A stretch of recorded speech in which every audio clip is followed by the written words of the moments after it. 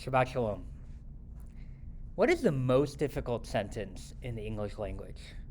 I'll give you a second to think of the answers. You were paying attention to what I said. I think there are two possible answers. I do not know, and I'm sorry. I was wrong. If we could find the heart to say these words, I don't think we would need Yom Kippur. These words make us vulnerable. They throw into question our actions and the conviction that lay behind those actions. And at least for me, they paint the entirety of those interactions with the darkening shade of shame. So let me ask you another question.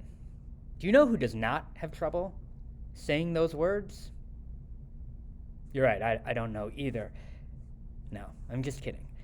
The answer is God and Moses. It is very easy to find fault with their actions. We do it nearly every week of the whole year. But throughout their time on center stage, it is this, the ability to say, I do not know and I'm sorry, that we must wholeheartedly embrace. Our Torah portion today, Pinchas, begins with a few ugly incidents of idolatry resulting in vigilante justice, which we'll put over there and leave for next year. But then we meet the daughters of Zelophehad, as they are known. But let me say their names: Mala, Noah, Hogla, Milcah, and Tirzah. These sisters come before Moses, earnestly addressing what they know to be a grave injustice. Their father dies, it seems, from the proximity of the previous chapter, as a part of the generation who rebelled against Moses and did not want to enter the land of Israel.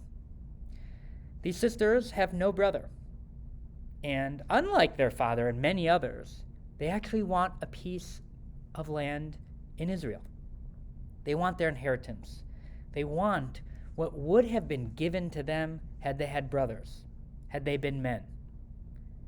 But they could not inherit land, and thus were left homeless, vulnerable. And it is with that reality that they approach Moses.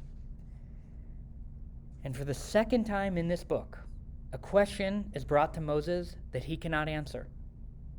He does not hem and haw. He does not say, well, that is how it has always been.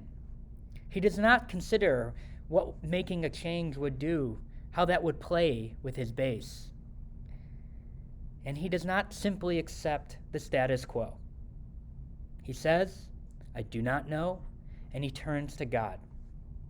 God does not literally say, I'm sorry. But for only the second time, God amends the words of the Torah and changes the laws of inheritance. I want you to pause and think of the profundity of this moment, the profound nature of what God is doing here.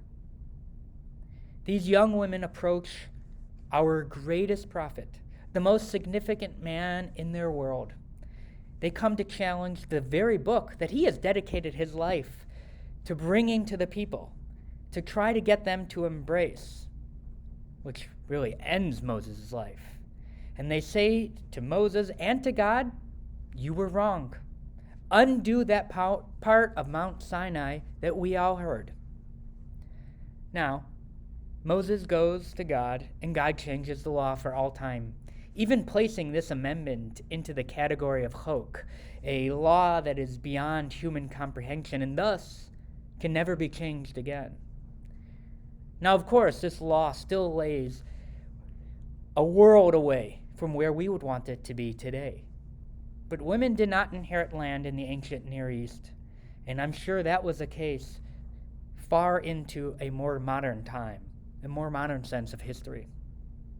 And yet, a few of us learned from Rabbi Larry Edwards the other day that in the book of Joshua, we again meet these sisters and have found out that despite this divine decree, they have not yet inherited their plot of land. We see this today and throughout history.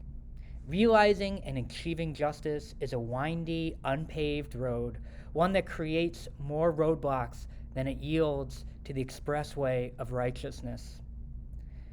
But one takeaway is that sometimes the Torah is right. The Torah has vision and foresight. And the architects of far too many communities tend to ignore it, cherry-picking from texts and passages that suit their needs and desires. We must hold up this passage, specifically, as championing the cause of feminism and justice. Yet I think more importantly, that if God can say I was wrong, if Moses can take out his pen and rewrite the tablets of the Torah, then we must be able to do our part. Be willing to be vulnerable. Possess the strength to say, I was wrong. When we can do this as individuals, our communities will be better equipped to make the systematic changes, to rewrite our laws and ways of living that continue to oppress and keep certain segments of our community as second-class citizens. We may not always possess the courage and the conviction of Mala, Noah, Hogla, Milcah, and Tirzah, but we must be dedicated to challenge for equality and be up to that challenge.